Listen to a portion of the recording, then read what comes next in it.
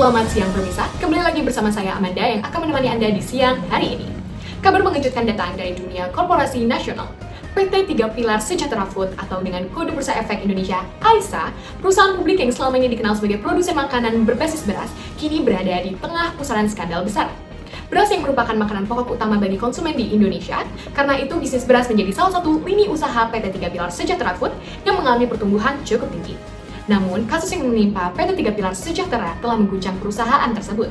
Sehari setelah penggerebekan gudang PT Indo Beras Unggul atau PT Ibu, akibat tudingan pengoplosan beras bersubsidi, saham Tiga Pilar Sejahtera Food anjlok hampir 25% ke level Rp12.205 per lembar sahamnya. Rapat umum pemegang saham luar biasa digelar hari ini di tengah gelombang kecurigaan terhadap laporan keuangan tahun 2017 yang dianggap tidak mencerminkan kondisi sesungguhnya.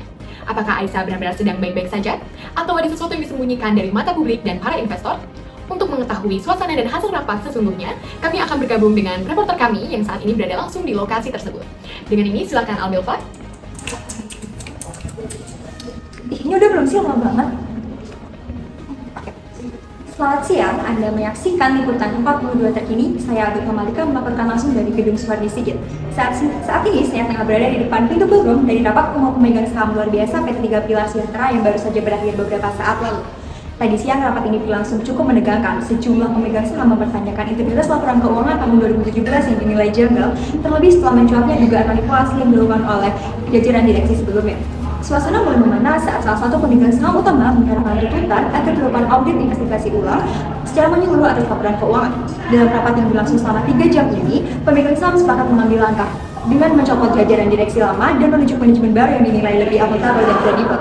Salah satu keputusan yang krusial yang dihasilkan dari rapat hari ini adalah penunjukan KAPIY Indonesia sebagai auditor independen untuk melakukan audit investigatif secara menyeluruh terhadap laporan keuangan tahun 2017.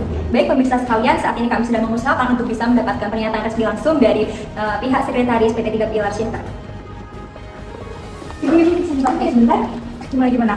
Oke, baik. Selamat siang Ibu, bisa dijelaskan seperti apa tanggapan dari pihak manajemen terkait para investor yang merasa dirugikan dari pihak PT Tiga Pilar Sejahtera yang juga melakukan manipulasi laporan keuangan? Ya tentu saja ya, saya juga paham bagaimana rasa kecewa terhadap perusahaan, terutama pemegang saham dan juga masyarakat yang merasa dirugikan. Tapi kami akan mengupayakan sebaik mungkin agar memperbaiki citra dengan berupaya untuk melakukan pengelolaan perusahaan yang lebih baik lagi dan juga memberikan informasi yang lebih terbuka lagi bisa diakses dengan umum. Oke, baik. Lalu untuk mengenai hasil keputusan rapat umum pemegang saham luar biasa ini terkait dengan audit investigasi, apakah pihak perusahaan sendiri siap untuk menerima konsekuensi apabila terdapat kesalahan atau pelanggaran berat? Oh ya, kalau itu tentu saja ya, kita akan mematuhi regulasi yang ada, terutama untuk dari BI dan juga OJK. Untuk nanti hasil auditnya mengatakan bahwa terdapat pelanggaran berat hukum, kami selaku perusahaan akan mengoptimalkan dan juga berkomitmen untuk tetap selalu berkooperasi terhadap regulasi yang ada. Baik pemirsa, dengan adanya restrukturisasi manajemen dan langkah investigatif yang akan segera dilakukan, diharapkan kasus ini bisa menemukan titik terang dan segera memulihkan kepercayaan pasar terhadap emiten AISA. Dari lokasi rapat umum pemegang saham luar biasa PT Tiga Pilar Sejahtera, saya Albelva melaporkan untuk liputan 42 kembali ke studio. Baik, terima kasih Albelva. Pemirsa, perkembangan di tubuh AISA kini menjadi sorotan tajam. Dengan ditunjukkannya auditor independen, diharapkan semua akan menjadi terang dan mereka yang bertanggung jawab akan dihadapkan pada proses hukum yang tegas. Tetap bersama kami karena setelah jeda ini kami akan hadirkan wawancara eksklusif dengan Direktur Utama Bursa Efek Indonesia.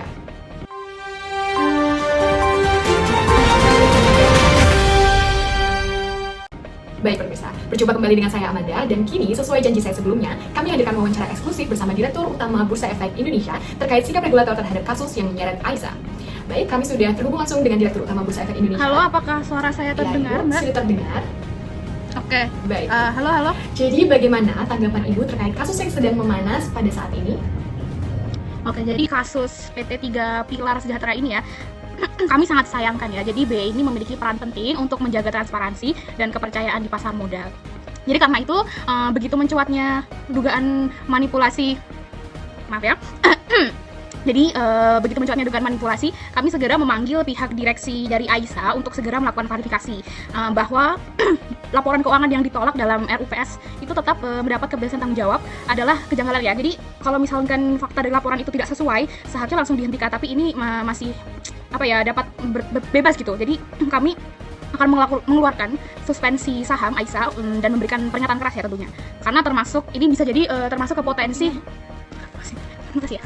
Jadi Sampai mana tadi ya? Jadi kami bakal ada potensi delisting ya. Jadi mana tuh apabila tidak segera ada perbaikan dan kejelasan terhadap laporan keuangan tersebut, potensi delisting itu akan bagaimana ya, kesannya kayak akan diberlakukan jika itu tidak terjadi. Begitu. Baik pemirsa, pernyataan dari Direktur Utama Bursa Efek Indonesia berikut menjadi akhir dari sesi jumpa kita kali ini. Demikian laporan kami malam ini. Terima kasih kepada Direktur Utama Bursa Efek Indonesia atas waktu dan keterangannya untuk wawancara eksklusif bersama kami. Saya Amanda, sampai jumpa di berita berikutnya. Selamat malam.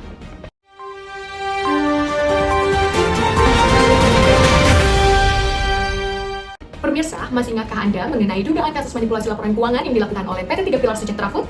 Kini lembar baru telah terbuka. Setelah proses audit investigasi rampung, publik akhirnya mendapat jawaban. Hasil temuan dari auditor independen menunjukkan bahwa laporan keuangan Aisyah tahun 2017 disusun dengan cara manipulasi, tidak mencerminkan kondisi real, dan berpotensi menyesatkan ribuan investor.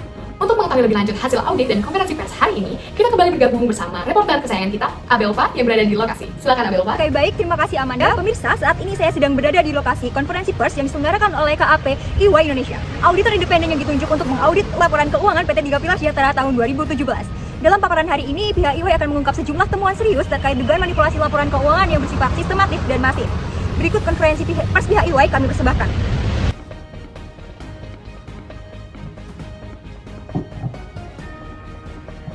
Selamat siang, terima kasih kepada rekan-rekan media, regulator, dan seluruh pemangku kepentingan yang hadir dalam konferensi pers ini. Kami, EY Indonesia, ditunjuk oleh para pemegang saham PT Tiga Pilar Sejahtera Food Tbk dalam rapat umum pemegang saham luar biasa yang digelar pada Oktober 2018 untuk melaksanakan audit investigatif atas laporan keuangan tahun buku 2017. Penugasan ini diberikan menyusul mencuatnya dugaan adanya penyimpangan laporan keuangan yang signifikan serta perbedaan antara data yang digunakan secara internal oleh manajemen baru dengan laporan keuangan yang sebelumnya telah diaudit oleh auditor lama. Setelah melakukan serangkaian prosedur investigatif, termasuk pengujian dokumen, analisis transaksi, konfirmasi pihak ketiga, dan wawancara mendalam, kami menemukan sejumlah indikasi kuat terjadinya manipulasi sistematis dalam laporan keuangan konsolidasi tahun 2017. Izinkan kami memaparkan hasil temuannya secara visual agar dapat lebih mudah dipahami. Dalam grafik yang saat ini Anda lihat, kami bandingkan antara versi data internal perusahaan yang berwarna magenta dan laporan keuangan konsolidasi 2017 yang telah diaudit sebelumnya yang berwarna oranye. Kami temukan adanya penggelembungan nilai atau overstatement yang signifikan, antara lain yang pertama, akun piutang usaha. Mulai dari akun piutang usaha, kami menemukan bahwa laporan keuangan yang telah diaudit mencatat angka sebesar 2,1 triliun. Sementara itu, data internal yang dimiliki manajemen baru hanya menunjukkan 666 miliar. Perbedaan ini menunjukkan indikasi overstatement sebesar 217% atau sekitar 1,4 triliun. Dan yang menjadi perhatian utama kami, 98% dari nilai piutang tersebut ternyata berasal dari transaksi dengan pihak-pihak yang memiliki afiliasi dengan manajemen lama. Sementara hanya 2% yang benar-benar berhasil dari transaksi dengan pihak ketiga. Yang kedua, akun persediaan. Versi internal mencatat 165 miliar, sedangkan laporan keuangan audited menampilkan angka 1,4 triliun. Perbedaan nilai yang sangat mencolok ini menunjukkan indikasi overstatement sebesar 748% atau setara dengan 1,2 triliun. Persediaan ini sebagian besar berasal dari entitas bisnis makanan dan beras dengan proporsi 59% dan 41% masing-masing.